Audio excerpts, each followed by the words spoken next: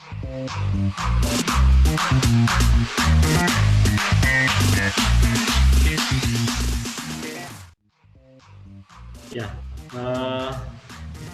jadi kita akan membahas tentang pengertian, kemudian alat dan bahan, cara kerja, kemudian cara hitung parasit malaria, kemudian jenis-jenis Plasmodium malaria.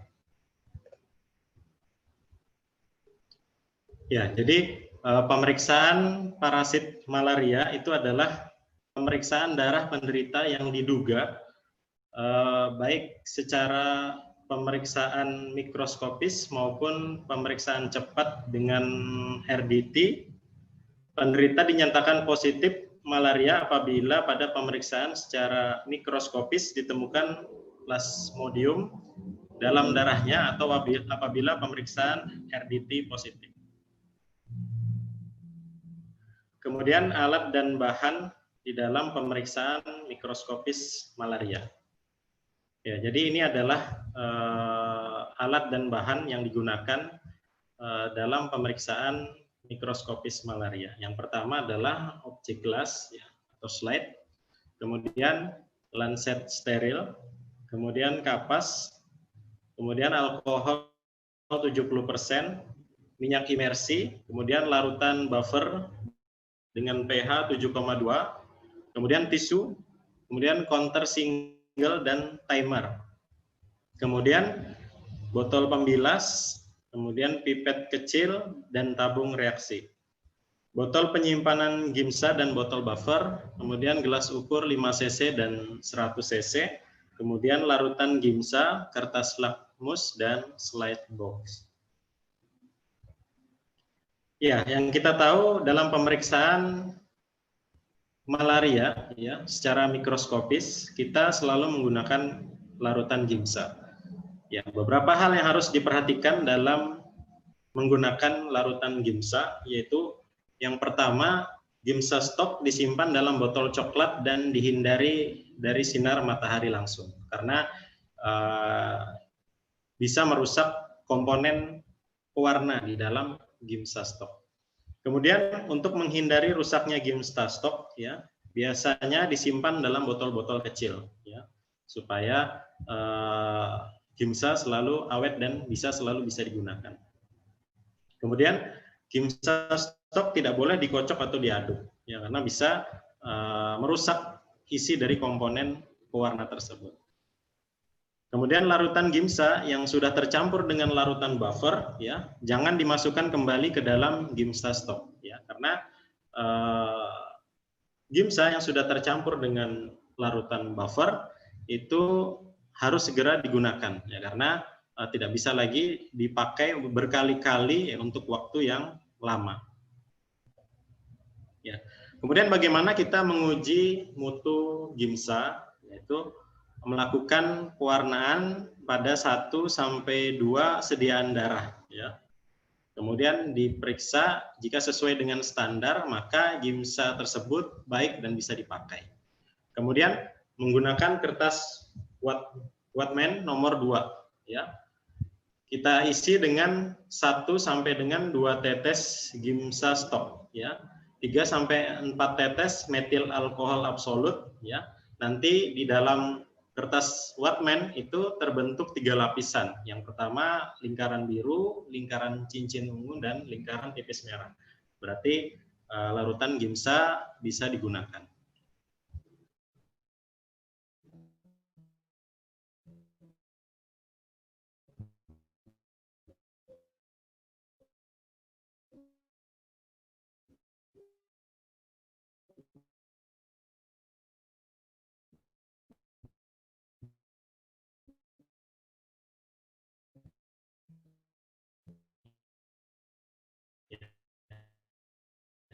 Kemudian 7 gram KH2PO4 dan 1 gram Na2HPO4 dalam 1 liter Aquades.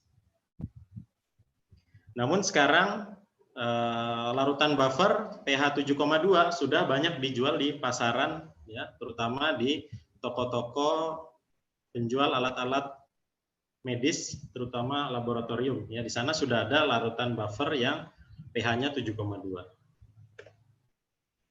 Ya, cara kerjanya yang pertama tentu kita melakukan pengambilan darah. Ya, darah yang terbaik adalah dari ujung jari. Ya, kemudian atau ibu jari kaki, yaitu anak berusia 6 sampai 12 bulan. Ya, atau ujung tumit kaki, yaitu anak-anak di bawah 6 bulan. Ya, jadi darah terbaik dari ujung jari, ya, itu untuk pemeriksaan mikroskopik malaria, ya, itu sangat dianjurkan, ya, karena memberikan hasil yang baik.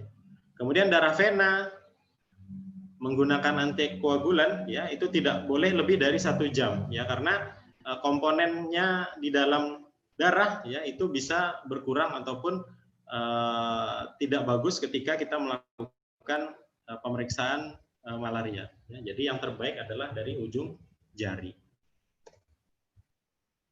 Ya, kemudian jenis sediaan darah malaria itu ada sediaan darah tebal, yaitu sejumlah darah yang terhemolisis, ya, sehingga parasit terkonsentrasi pada satu area di tengah. Ya, jadi ini ada gambarnya di bawah. Ya, di situ adalah tetes sediaan darah tebal, ya, di mana darah dibuat lebih tebal untuk memberikan konsentrasi, ya, parasit berada di satu area, ya. Kemudian sediaan darah tipis, ya, terdiri dari satu lapisan sel yang tersebar, yaitu sel darah merah, sel darah putih, semua tersebar untuk membantu identifikasi parasit malaria, ya.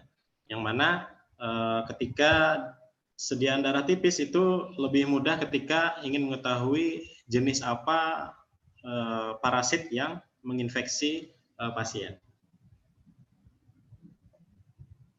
Ya, cara kerjanya yaitu tuliskan etiket pada salah satu ujung objek gelas. Ya, jadi kita tulis di ujung objek gelas, kemudian pegang tangan kiri pasien dengan menghadap ke atas. Ya, bisa dilihat gambar di sebelah kiri. Ya, tangan pasien menghadap ke atas, kemudian bersihkan dengan kapas alkohol. Ya, dibersihkan, ya, difiksasi untuk diambil darahnya di daerah tersebut. Kemudian dibiarkan mengering.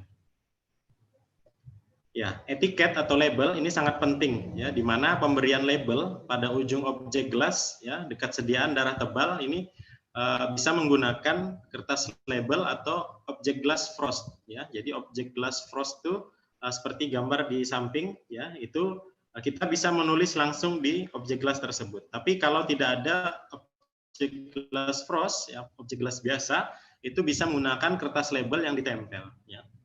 Kemudian untuk kode di dalam slide, ya, itu sesuai dengan SOP masing-masing tempat kerja, ya.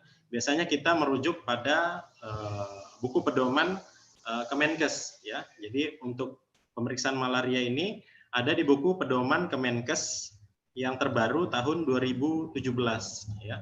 Pedoman pemeriksaan mikroskopis malaria yang diterbitkan di tahun 2017. Ya, kalau di sini kita menggunakan kode kabupaten, kode kota, atau kode Fasiankes, atau nomor register, atau bulan atau tahun. Ya, jadi diisi dengan lengkap sehingga slide tersebut tidak tertukar dengan slide yang lain.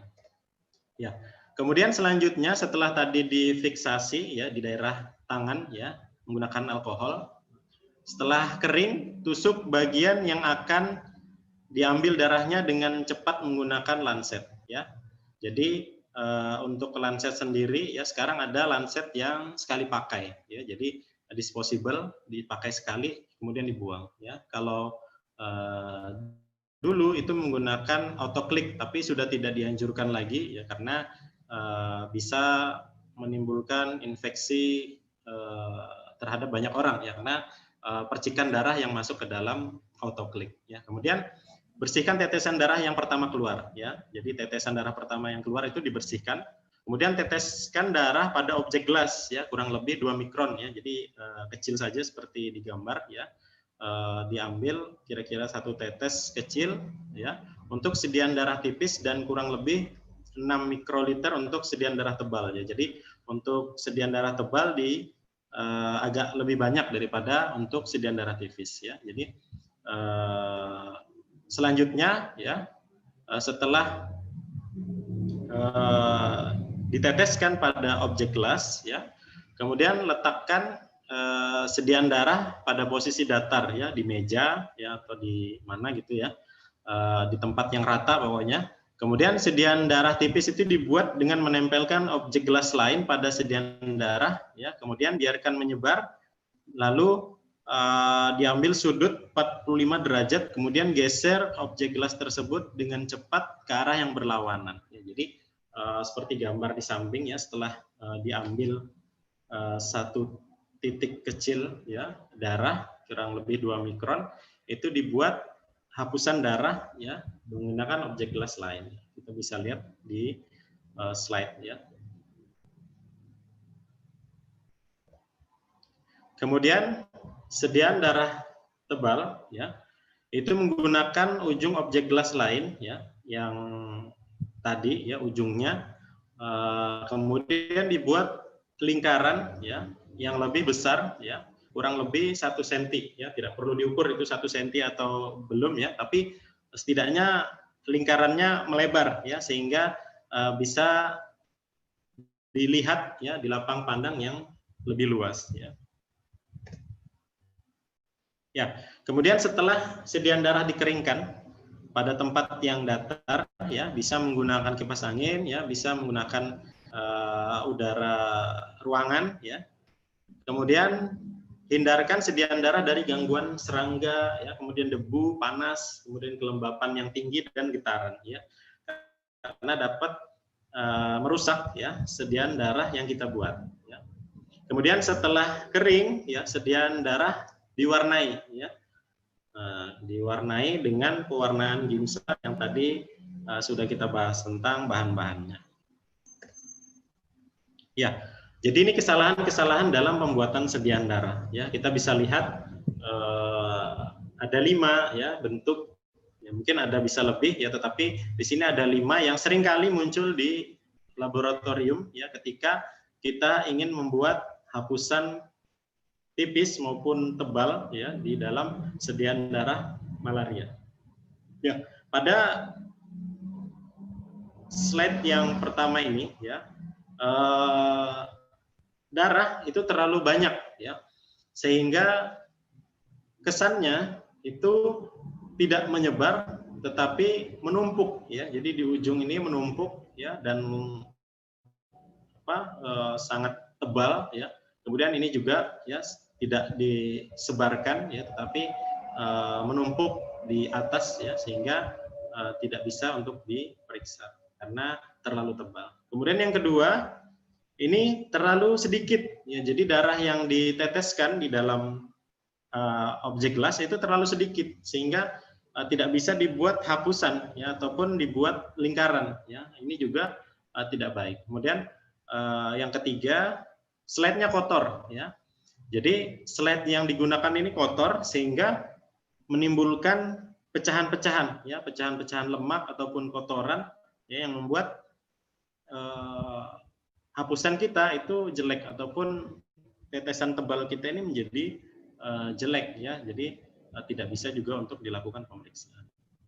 Nah ya, yang keempat ya, ini terlalu tajam ya. Jadi ke ujung ini tidak menyebar merata ya, jadi tidak bisa juga digunakan ya, karena berbentuk tidak homogen atau tidak merata ya, jadi tidak bisa untuk dilakukan pengecatan atau pemeriksaan selanjutnya. Nah, di sini juga ini kotor ya, jadi tidak bisa dilakukan pengecatan. Nah, kalau yang terakhir ini terlalu dekat dengan ujung slide ya, jadi dibuat terlalu mendekati ujung slide sehingga ketika pembacaan di mikroskop sangat sulit ya, karena berada di ujung-ujung ya. Jadi diusahakan itu tidak terlalu ujung ya, karena tidak bisa dilakukan pemeriksaan karena mendekati ujung slide sehingga susah dibaca karena ada batas maksimal meja mikroskop ya untuk bergeser ya, sehingga ini akan menimbulkan kesulitan dalam membaca. Ya. Pewarnaan sediaan darah. Di sini mungkin teman-teman analis semua sudah biasa ya melakukan pewarnaan terhadap sediaan darah malaria. Ya, di sini saya jelaskan lagi pada tahap pertamanya itu sediaan darah tipis ya, itu diteteskan dengan metanol ya. Kemudian diletakkan di rak pewarna dengan posisi darah berada di atas ya, jangan sampai terbalik ya. Kemudian tahap ketiga, siapkan 3% larutan gimsa ya. Jadi gimsa dengan mencampur 3 bagian gimsa stok dan 97 bagian larutan buffer ya. Kemudian tuangkan larutan gimsa ya pada tepi hingga menutupi seluruh permukaan objek gelas ya. Jadi antara sediaan darah tebal sama tipis usahakan tidak mengenai satu sama lain ya. Kemudian dibiarkan selama 45 sampai 60 menit ya. Kemudian yang terakhir, tuangkan air bersih secara perlahan-lahan ya dari tepi objek gelas sampai larutan gimsa terbuang menjadi jernih ya. Kemudian angkat dan keringkan sediaan darah. Setelah kering, sediaan darah siap diperiksa ya. Kenapa perlahan-lahan? Karena sediaan darah malaria ya, apalagi yang sediaan darah tebal itu mudah mengelupas ya, sehingga dilakukan perlahan-lahan ya, karena ketika sediaan darah terlepas itu tidak akan bisa dilakukan pemeriksaan selanjutnya dan harus membuat slide ulang.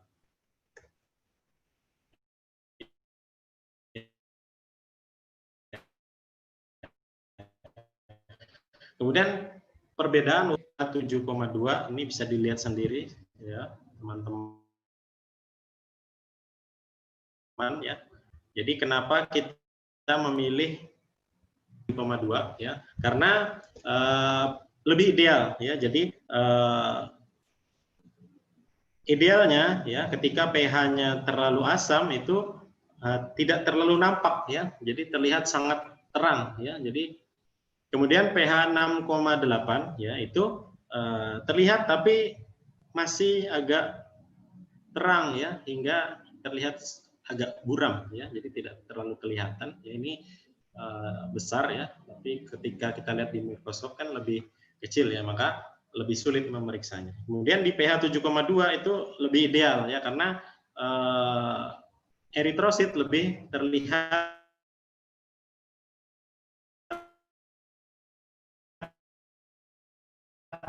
memerah ya, lebih terlihat ya, cincinnya, kemudian malarianya lebih terlihat. Ya kalau pH 7,6 itu terlalu terang, walaupun terlihat jelas ya, tetapi pH 7,2 ini sudah menjadi standar internasional. Ya, kemudian cara menghitung ya. Untuk menghitung malaria ya, itu biasanya digunakan untuk uji efikasi atau tes resisten. Dilihat ya bagaimana jumlah dari malaria tersebut. Ya, kemudian ada 3 cara perhitungan parasit dalam sediaan darah tebal ya. Jadi yang pertama itu dihitung per 200 leukosit atau lebih ya. Jadi leukosit 200 leukosit atau lebih ya. Itu kan 10 lapang pandang ya, karena biasanya dalam satu lapang pandang itu terlihat 20 ya sampai 20 lebih leukosit ya. Jadi dilihat sampai 200 leukosit ya, dan maksimalnya sampai 500 leukosit atau lebih sedikit saja ya. Kemudian yang kedua, parasit per lapang pandang ya. Jadi dilihat per rata-rata satu lapangan pandang. Jadi misalnya ditemukan 5 per satu lapangan pandang, artinya rata-rata satu lapang pandang ada 5 parasit. Nah yang ketiga ini menggunakan positif ya, positif 1, positif 2, positif 3, positif 4 ya. Jadi di sini malaria dilaporkan dalam positif 1, 2, 3, dan 4 ya. Jadi di sini misalnya positif 1 itu ditemukan 1 sampai 10 parasit rata-rata per 100 lapangan pandang ya. Jadi di sini sangat mempengaruhi sekali ya kemampuan atau ekspertasi dari seorang ATLM ya dalam membaca sediaan darah malaria. Karena di sini mata itu selalu berada di mikroskop sehingga pasti lelah ya ketika membaca yang banyak. Maka ada pilihan-pilihan dalam menghitung parasit dalam sediaan darah tebal. Ya, ini penulisan diagnosa pemeriksaan malaria. Nah, ini yang sering kita tidak tahu ya. Nah, jadi di dalam buku pedoman pemeriksaan malaria ya, di sini ada penulisan diagnosa pemeriksaan. Jadi kita tulis itu misal ya di sini ada parasit ya, ini falciparum ya, PV ya. Jadi di sini bisa dilihat ditemukan parasit Trophozoite stadium ringworm ya, ini falciparum ya. Jadi kemudian PVG ini gametosit saja ya, kemudian PV plus G ya itu ring dan gametosit ya. Kemudian ini Pivax ya, ini malariae, ini ovale ya. Kemudian misalnya mix ya, kan biasa ada infeksi yang mix ya, ada falciparum juga ada Vivax juga dalam pasien ya, ketika dibuat sediaan darah ditemukan ada mix ya, ada 2 malaria. Kemudian mixnya bisa lebih banyak ya, itu ada Vivax ya, malariae dan stadium gametosit ya dari falciparum. Ya, di sini juga ada ya penulisan ya seperti tadi dijelaskan ya, ada positif 1, 2, 3, 4 ya. Jadi di sini ada juga positifnya. Jadi misalnya falciparum positif 1 ya sampai dengan positif 4. Atau gametosit falciparum ya sampai dengan positif 3. Kemudian falciparum ring plus gametosit ya positif 3 ya. Jadi sini bisa dilihat sendiri ya. Kemudian ini yang laporan pemeriksaan diagnosis yang ketiga, yaitu 3 per 1 lapang pandang ya, falciparum 3 per 1 lapang pandang atau 3 per 1 lapangan pandang ya. Kemudian ini gametositnya ya. Jadi ini semua cara penulisan diagnosa ya, sesuai dengan pedoman pemeriksaan mikroskopis malaria yang diterbitkan oleh Kemenkes. Ya, kemudian sediaan darah tebal ya, itu cara perhitungannya ya adalah sejak ditemukan parasit pertama kali pada lapang pandang ya. Kemudian hitung jumlah parasit dan leukosit secara bersamaan dan seterusnya sampai lapang pandang berikutnya sampai mencapai minimal 200 leukosit atau lebih ya. Bila parasit kurang dari 100 per 200 leukosit, maka dilanjutkan hingga sampai 500 leukosit. Ya, jadi biasa dalam satu lapang pandang itu ada 20 atau lebih leukosit. Ya, jadi bisa sampai 10 atau lebih lapang pandang. Ya, cara menghitungnya ya itu kita bergeser ya. Ini dari yang sediaan darah tipis ya. Itu bergeser dari kiri ke kanan, kemudian naik, kemudian ke kiri lagi ya, jadi zigzag ya, jadi periksa secara zigzag. Kemudian begitu juga sediaan darah tebal, tetapi ini lebih sempit ya, jadi zigzag juga ya, jadi zigzagnya seperti ini ya digambarkan ya. Jadi harus melalui pelatihan yang begitu banyak ya, sehingga kita bisa ahli dalam membaca sediaan malaria ya. Jadi ini nilai ambang parasit per mikroliter. Ya, jadi cara perhitungannya di dalam sediaan darah tebal tadi ya, ketika ditemukan parasit ya, jumlah parasit dibagi jumlah leukosit dikali 8.000 ya. Jadi parasitnya berapa ya, misalnya parasit ditemukan 241 dan leukosit 205. Jadi jumlah parasit dalam 1 mikromili kubik ya atau mikroliter milimeter kubik atau mikroliter darah, yaitu jumlah parasit dibagi jumlah leukosit ya dikali 8.000, maka ditemukanlah hasilnya per mikroliter darah. Ya, kemudian sediaan darah tipis ya, parasit dibandingkan dengan jumlah eritrosit, yaitu dalam 1000 eritrosit ya. jumlah parasit per milimeter kubik atau mikroliter darah, yaitu parasit yang ditemukan dan dikalikan 5 juta eritrosit normal ya, bagi jumlah eritrosit yang dihitung ya. Jadi begini caranya ya, nilai ambang parasit per mikroliter, yaitu jumlah parasit dibagi eritrosit dikali 5 juta ya. Jadi parasit ditemukan misalnya 16 ya, kemudian eritrositnya 1005 ya. Yang kita tahu dalam satu lapang pandang itu biasanya ada 100 lebih ya eritrosit ya. Jadi bisa 10 lapangan pandang ya. Kemudian ketika ditemukan 16 dibagi 1005 ya. Kemudian dikali 5 juta ya. Jadi sini eritrositnya 1005 ya, ini di bawah. Kemudian parasitnya 16 ya, di atas dibagi kemudian dikali 5 juta. Ditemukanlah hasil parasit per mikroliter darah dalam hapusan darah tipis. Ya. Ini untuk jenis-jenis plasmodium ya. Mungkin teman-teman sudah mempelajarinya ketika kuliah ataupun ini ada yang masih dalam masa kuliah ya.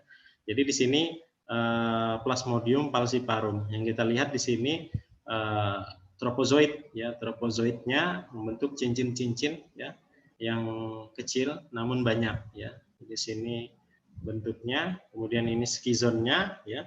Jadi teman-teman harus sering melihat ya bagaimana bentuk-bentuk dari stadium-stadium plasmodium ya. Jadi untuk melatih tingkatan ekspertasi kita ya. Jadi kompetensi kita untuk membaca plasmodium itu juga harus selalu ditingkatkan.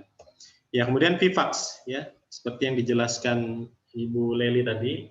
Jadi di sini untuk plasmodium vivax ya itu eritrositnya membesar ya. Jadi lebih besar daripada eritrosit normal, di mana lebih terlihat seperti leukosit ya, karena dia membesar ya, lingkaran yang membesar. Ini stadium-stadiumnya ya, tropozoid, kemudian skizon ya, membentuk pecahan-pecahan, kemudian gametrosit.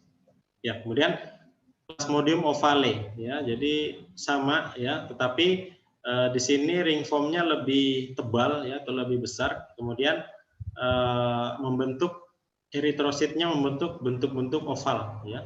Di sini kita lihat banyak ya, dia lebih besar daripada vivax dan falciparum. Kemudian malaria ya sama ya, itu lebih tebal juga ya. Jadi di sini ini untuk yang tropozoidnya, kemudian ini skizonnya, ini gametrositnya ya. Mungkin teman-teman bisa sering-sering melihat ya, ada di buku yaitu Pedoman Pemeriksaan Mikroskopis Malaria yang diterbitkan Kemenkes tahun 2017. Di situ kita harus ini Plasmodium knowlesi ya, yang tadi dijelaskan Ibu Leli dan Ibu Zulfa ya. Tadi mungkin sekilas ya, ini stadium-stadiumnya ya. Jadi di sini ada tropozoid muda, kemudian matang, dan ini skizonnya ya. Karena ini plasmodium yang baru ya, mungkin kita yang hanya tahu 4 plasmodium ya, ini ada tambahan Plasmodium knowlesi ya. Jadi seperti tadi yang dikatakan Ibu Zulfa bahwa ternyata kasusnya banyak terjadi ya. Maka ekspertasi kita sebagai ATLM ya itu untuk bisa menentukan ya hasil dari pemeriksaan yang kita lakukan. Maka pentingnya tata laksana pemeriksaan mikroskopik malaria ini untuk membuat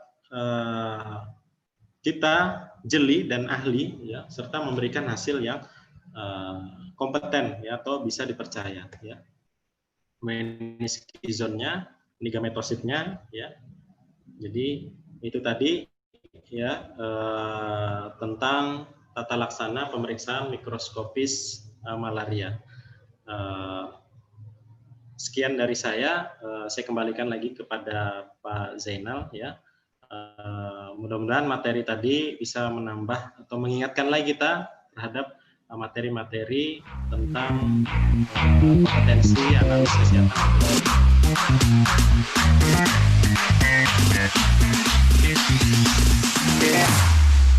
Here we go now.